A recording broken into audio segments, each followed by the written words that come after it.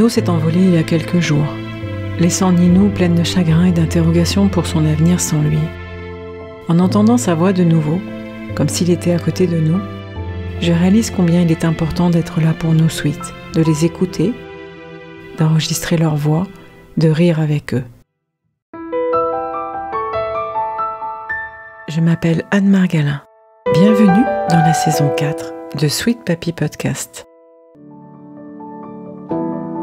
Quand les bras qui vous ont si longtemps réconfortés se fragilisent, quand vous souhaitez prendre soin avec douceur de ceux qui vous ont donné la vie, vous réalisez que c'est un monde inconnu qui s'ouvre devant vous. Vous êtes proche aidant. La vocation de Sweet Papy Podcast est de vous aider à garder ces moments agréables et mémorables pour maintenir votre équilibre de vie et une relation pleine d'amour avec eux. Alors je vous remercie de passer quelques minutes avec moi pour écouter les conseils d'une experte aidante et rejoindre ainsi une grande communauté bienveillante en cliquant dans le descriptif de l'épisode juste en dessous. Bonne écoute!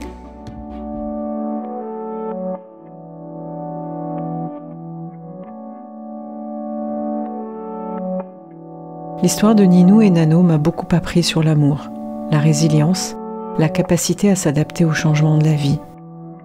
Ils ont su rester modernes, connectés au monde, tout en préservant leur autonomie et leur espace personnel. Je me souviens encore de ce printemps, en 2021, où enthousiasmée par l'idée de lancer un podcast, j'ai eu le privilège d'enregistrer pour la première fois, avec mon nouveau micro, Ninou et Nano, mes adorables voisins.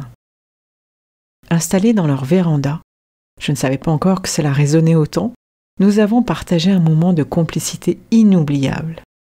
Ninou, avec ses yeux pétillants, son sourire malicieux et son petit reniflement, où j'avais tout le temps envie de lui tendre mon mouchoir, et Nano, le regard vif, l'esprit encore bien alerte malgré les années, les deux commençant à me raconter, tout heureux, leur histoire hors du commun. C'est ce petit bout d'histoire de Ninou et Nano, couple qui s'est rencontré à travers une correspondance bien avant l'ère d'Internet et des applications de rencontres que vous allez entendre. Nano, militaire dans l'aéronautique né en 1934, envoie sa photo en uniforme à Ninou, qui lui envoie la sienne prise chez un photographe. La suite, vous allez l'entendre.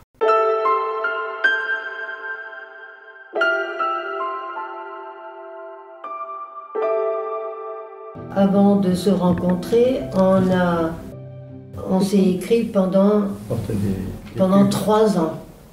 À 15 ans, j'ai dit à mon beau-frère, j'avais 15-16 ans, je voudrais écrire à quelqu'un comme ça, comment on appelle T'es militaire? Un correspondant. Hein? Un correspondant. Il était militaire dans l'aviation aussi. Alors il me dit... que j'étais dans l'aviation quand même. Non, mais Jacques aussi. Non, mais t'étais déjà à l'armée.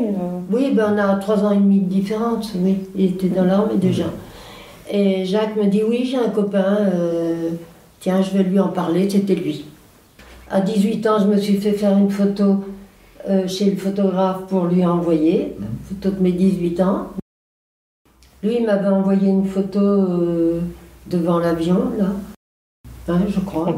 En uniforme? En uniforme, oui. Et puis, un jour, il est venu pour qu'on se rencontre. Il était allé chez les parents de mon beau-frère. Alors, mon beau-frère et ma sœur arrivent devant chez nous, et derrière les persiennes des volets, je l'ai vu arriver. J'ai dit à maman, eh ben tu vois, mon mari ce sera celui-là. Elle m'a fait ma pauvre fille. Et toi? Alors, il m'avait pas vu. Hein. Moi, je l'avais pas vu. Mais alors, je t'explique moi mon arrivée le soir. Donc, il était mon beau-frère et sa sœur. Ils viennent m'attendre à la gare. Alors, il était 11h30 au moins. Ah oui, qu'est-ce que tu as pensé de ma sœur? Attends, oui, alors quand je l'ai vue... Elle était enceinte en plus. Quand j'ai vu sa sœur, j'ai dit... Oh là là... Si sa sœur est comme elle, bon, ok, je fais un tour, quoi. Puis elle était enceinte, elle était comme une femme enceinte. Alors... Enfin, moi j'étais comme ça quand j'ai accouché. Mais elle était grosse ou... Oui. Ah oui. Et donc... Mais elle n'était pas grosse quand elle s'est mariée. Hein. j'avais pas mangé, hein, il était bien minuit, hein, vous avez minuit, je ne m'en rappelle plus exactement, je ne me souviens plus, hein, mais tard, il était tard, et j'ai été chez le copain. Là. Alors il y avait toute sa famille, le copain qui était là. Il y avait sa mère, sa mère, son père et sa petite sœur. Et ben voilà, que des personnes que je ne connaissais pas. Ta sœur, et il n'y a que lui que je connaissais, quoi. Ouais. Oui. Tu avais le comité d'accueil quand même. Hein. Oui. J'avais le comité d'accueil, et voilà le plus beau de l'histoire. C'est que, ils me l'ont dit après, mais bon, une assiette sur la table, une assiette creuse, au ras-bord, la soupe de là-bas, mais bien épaisse. Et moi, je ne mangeais jamais de soupe à la maison. On ne mangeait pas de soupe à la maison. Non, jamais. Beefsteak, tout ce que tu veux, mais jamais de soupe. Et j'étais là, ils me parlaient tous, il fallait que je réponde, mais les cuillères, elles ne descendaient pas facilement. Hein. J'en ai mis du temps pour le manger, cette soupe. Et après, quand on s'est connus, quand on a pu se parler, ils m'ont dit, vous en avez mis du temps pour manger la soupe. Et j'ai dit oui, je ne mange jamais de soupe, j'aime pas ça.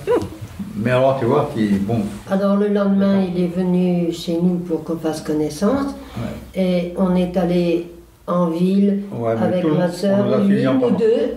Et on est monté sur des chevaux de bois. Oui. Sur des petits chevaux de bois, tu sais, pour gamin. On est tous les quatre montés chacun sur... Alors, on s'était bien amusés. C'est quand l'histoire des boucles d'oreilles? C'est plus tard? Ah oui, c'est... Une autre fois. J'allais presque avoir 19... J'avais 19 ans. 19 Pour Noël, j'avais 19 ans. Alors, attends, avant, mais tu m'as pas dit comment tu l'avais trouvé. Comment tu m'avais trouvé? Non, mais comment tu l'as trouvé quand tu as fini par l'avoir? Eh ben, quand je l'ai vu, j'ai dit, c'est pas pareil.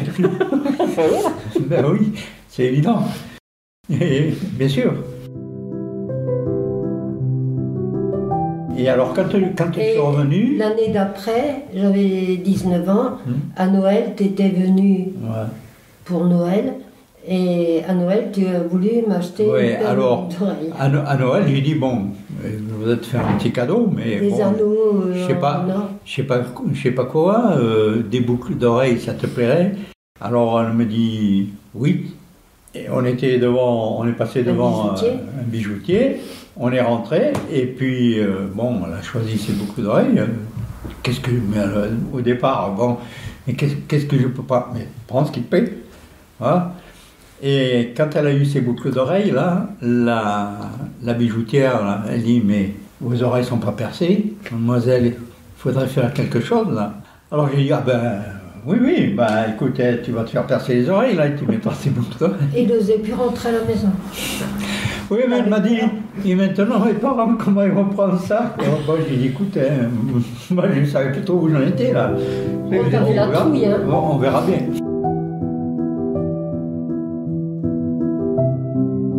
Vous étiez fiancés? Non. Même pas? Même pas. Ah, peut-être, si. Non, pas encore. Non, je crois pas. Si, on était fiancés au mois d'août, on s'était fiancés. Ah, peut-être. Tu ne te rappelles pas? Quand on était attablés, on s'est fiancés le 15 août, on était tous à table dehors, dans le jardin. Et après manger, nous, on est partis faire un tour dans la nature. Et ils ont envoyé mon frère le plus jeune en vélo voir où on était et ce qu'on faisait. Et il paraît que Jackie, il est rentré, j'ai su que bien des années après, Jackie leur a dit, ils sont sages, ils se promènent, ils marchent. Ah ben c'était l'époque, hein.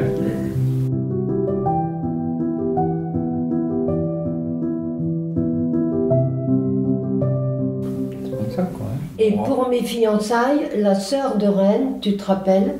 La sœur de Reine, on est allé après manger la raccompagner chez elle. Oui. Et on s'est assis sur un banc. Oui. Et ma mère, quand je suis arrivée, on avait mis trop longtemps, elle m'a fiché une gifle. Je n'ai pas vu ça. Elle était mécontente, mais j'ai dit, mais qu'est-ce que j'ai fait? Je ne sais pas ce qu'elle a cru que j'avais fait. Cette correspondance d'adolescence qu'ils ont eue, c'est devenu le début d'une vie partagée remplie d'aventures, de voyages en Afrique et de défis. Demain, nous irons au cimetière qui réunira toute la famille, enfants, petits-enfants, arrière-petits-enfants, devant le caveau familial d'un jeune homme qui a vécu toute son enfance au village et qui est revenu à sa retraite, ici, juste en face de chez moi.